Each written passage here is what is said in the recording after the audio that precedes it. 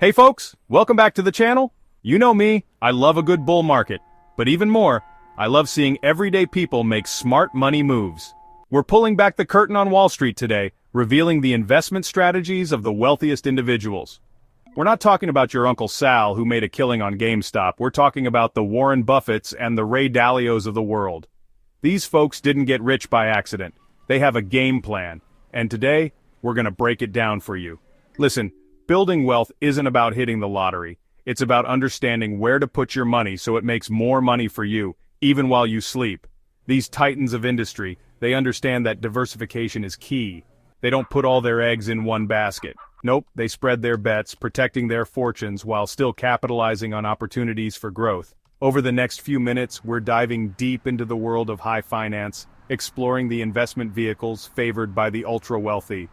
We'll uncover the secrets behind their strategies, demystifying complex concepts like hedge funds and private equity. It's time to level the playing field and empower you to make your money work as hard as you do. So, buckle up, grab your notepad, and get ready to take some notes. First up, we're talking about the bread and butter of investing stocks and equities. Now you might be thinking, Jim, that's about as basic as it gets, and you wouldn't be wrong. But here's the thing, the wealthy, they understand that slow and steady wins the race. They invest in well-established companies, blue-chip stocks with a history of stable earnings. Think Coca-Cola, Johnson & Johnson, companies that have weathered the storms and come out on top. But it's not just about playing it safe. The wealthy, they also have a hunger for growth. They're on the lookout for the next Amazon, the next Tesla, companies that are poised to disrupt industries and generate outsized returns. They're not afraid to take calculated risks on companies with high growth potential, because they know that even a small investment in the next big thing can generate life-changing wealth. Now let's talk about real estate. It's not just about owning a roof over your head, it's about owning a piece of the American dream. The wealthy understand that real estate is a tangible asset, something you can see and touch, and most importantly, something that tends to appreciate in value over time. We're talking about office buildings in bustling downtowns, retail spaces on prime shopping streets, industrial properties that keep the economy humming, and don't forget about the high-end residential properties, the vacation homes in Aspen and the Hamptons, the rental properties generating passive income month after month. Real estate is about diversification, baby. It's about having your fingers in multiple pies, ensuring that your portfolio is resilient to market fluctuations. Now let's move on to the sexier side of investing. Private equity and venture capital. This is where the real risk takers, the true visionaries, come to play.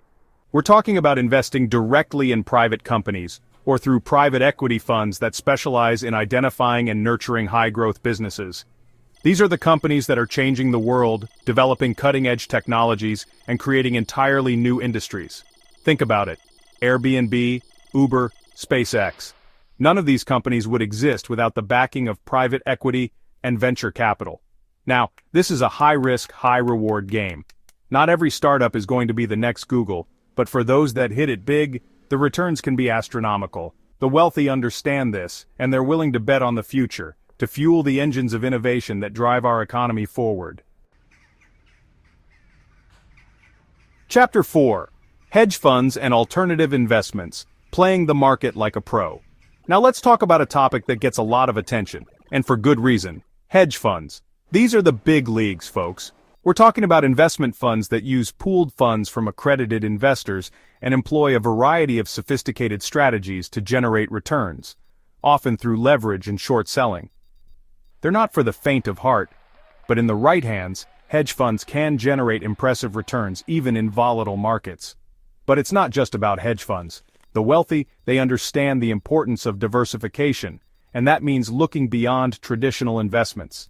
That's where alternative investments come in. We're talking about things like physical goods, gold, silver, oil, agricultural products, assets that have intrinsic value and can act as a hedge against inflation.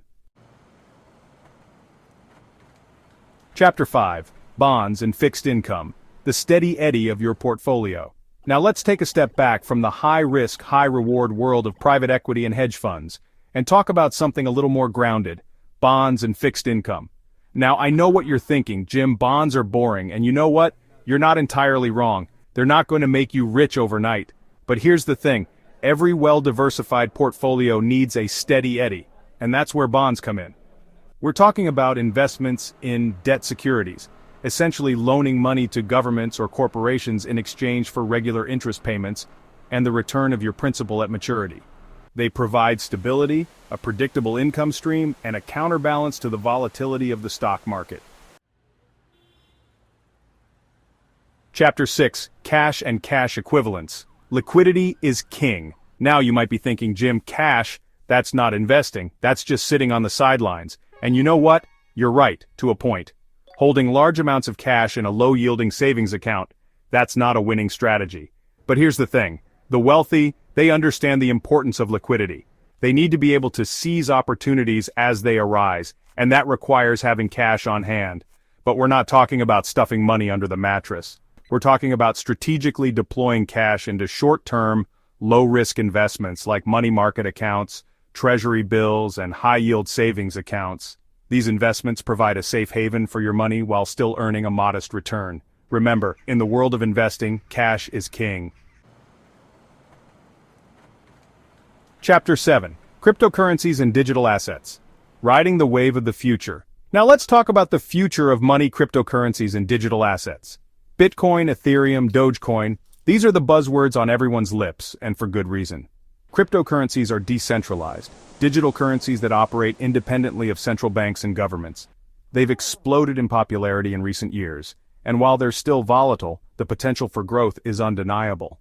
But it's not just about cryptocurrencies. We're also talking about the underlying technology blockchain. This revolutionary technology has the potential to transform industries ranging from finance to supply chain management, and the wealthy are taking notice. They're investing in blockchain startups, cryptocurrency exchanges, and companies that are developing innovative applications for this game-changing technology. Chapter 8, Art and Collectibles, Investing in Passion and Prestige. Now, let's move on to something a little more tangible, a little more aesthetically pleasing, art and collectibles. Now, this is an area where the line between investment and passion can get a little blurry. We're talking about purchasing valuable pieces of art from renowned artists, rare and vintage wines and whiskeys, classic cars, and other collectibles that appreciate in value over time. Now, investing in art and collectibles isn't for everyone. It requires a deep understanding of the market, a keen eye for quality, and a willingness to hold on to assets for the long haul. But for those with the means and the inclination, art and collectibles can be a rewarding and enjoyable way to diversify a portfolio and potentially generate significant returns.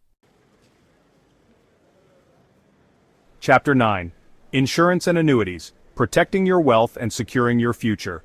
Now let's talk about something that's not always the most exciting topic, but it's absolutely crucial, insurance and annuities. Look, we all know that life is unpredictable. Unexpected events can derail even the most carefully crafted financial plans. That's why the wealthy prioritize insurance.